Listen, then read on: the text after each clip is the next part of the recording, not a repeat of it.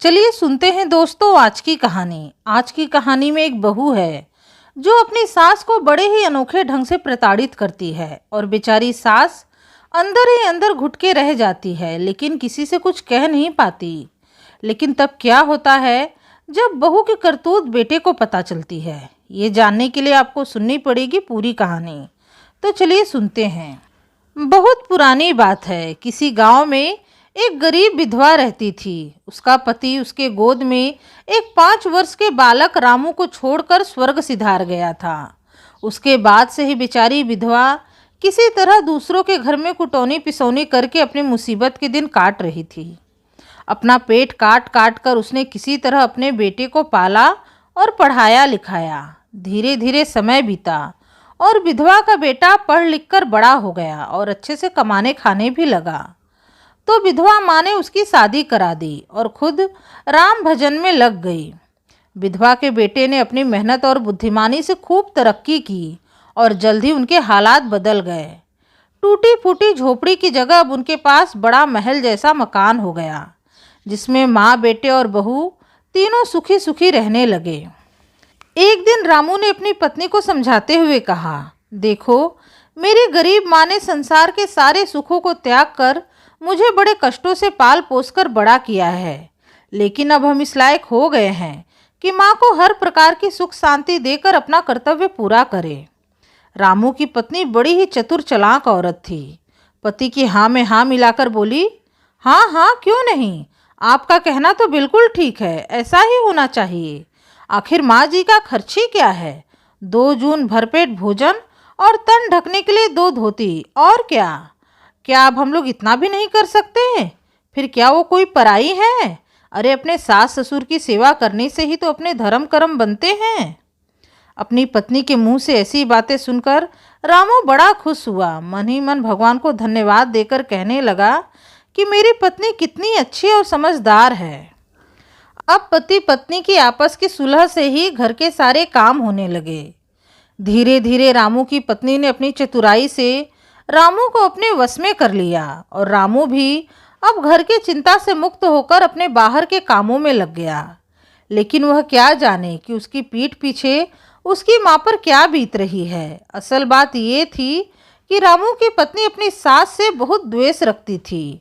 जब भी उसकी सास रसोई में भोजन करने आती तो बहू एक बड़ी सी थाली में केवल 1 रोटी और थोड़ी सी दाल परोसकर बैठ जाती।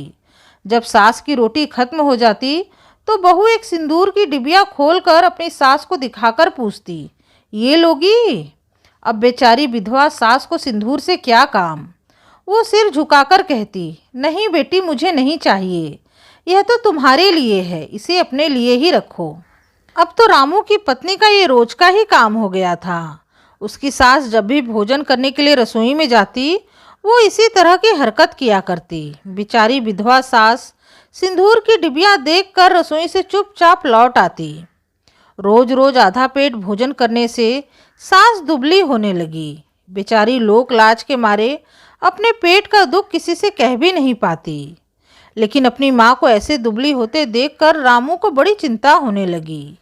एक दिन उसने बड़े प्रेम से अपनी माँ से पूछा, माँ, तुम दिनों दिन दुबली क्यों होती जा रही हो? आखिर अब तुम्हें कौन सा दुख है?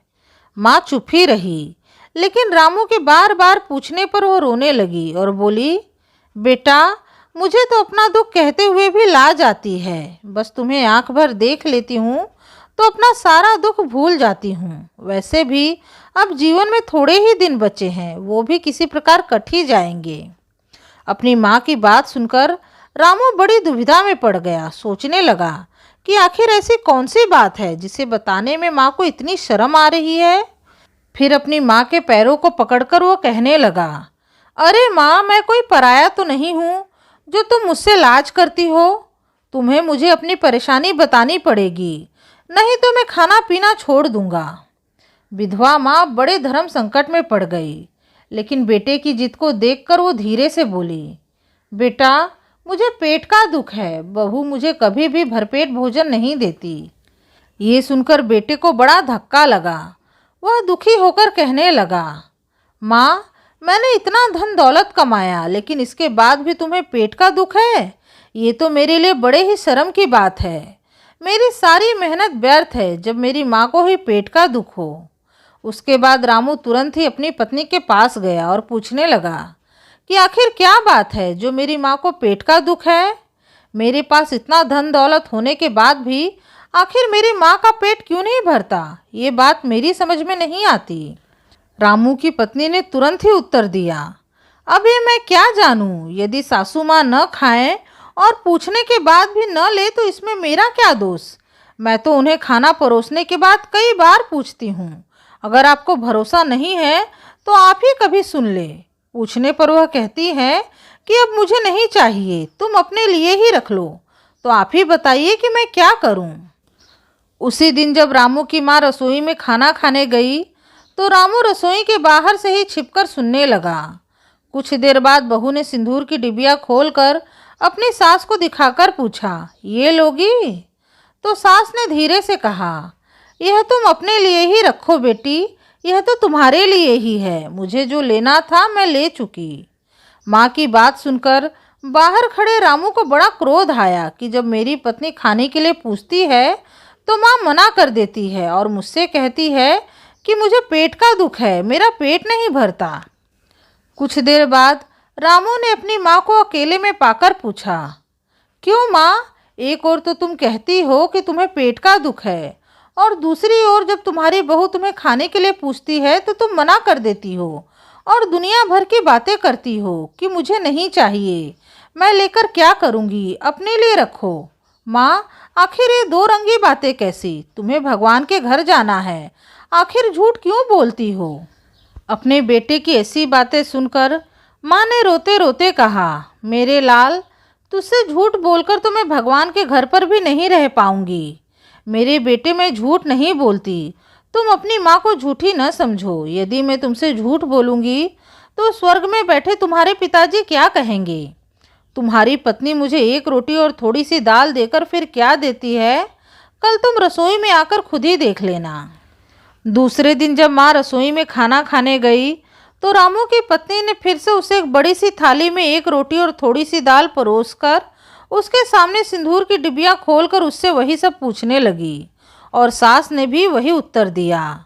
लेकिन तभी अचानक से रामू रसोई में घुस गया। उसने देख लिया कि उसकी पत्नी अपने हाथ में सिंदूर की डिबिया खोले उसकी माँ से पूछ रही है कि इसे लोगी? रामू अपनी पत्नी का ऐसा चरित्र देखकर क्रोध से आग बबूला हो गया और बोला, अरे दुष्टा कंजड़ी, तू इतनी नीच है, मैं ये नहीं जानता था। तू अभी के अभी मेरी आंखों के सामने से हट जा।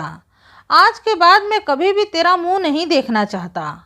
मेरी सीधी साधी देवी जैसी माँ को तूने इतने दिनों तक आधा पेट खाना देकर भूखा रखा, उन्हें पेट का दुख दिया। अब तू मेरे घर में नहीं रह सकती। फिर वो अपनी पत्नी को घर से निकालने लगा, लेकिन उसकी माँ ने उसे समझा बुझाकर शांत किया। रामू की पत्नी भी अपनी सास के पैरों में गिर गई और माफ़ी मांगने लगी। सास ने उसे भी माफ़ कर दिया। उसके बाद से रामू की पत्नी पूरी तरह सुधर गई और अपनी सास की सेवा भी करने लगी और वो तीनों मिलकर सुख से एक साथ रहने लगे। तो दोस्तों, ये थी आज की कहानी। कहानी पसंद आई है तो वीडियो को लाइक करें, मेरे चैनल को सब्सक्राइब करें और अपने दोस्तों में शेयर करना न भूलें। आपसे मिलूंगी अपने अगले वीडियो में एक नई कथा कहानी के साथ। तब तक के लिए राधे राधे, धन्यवाद।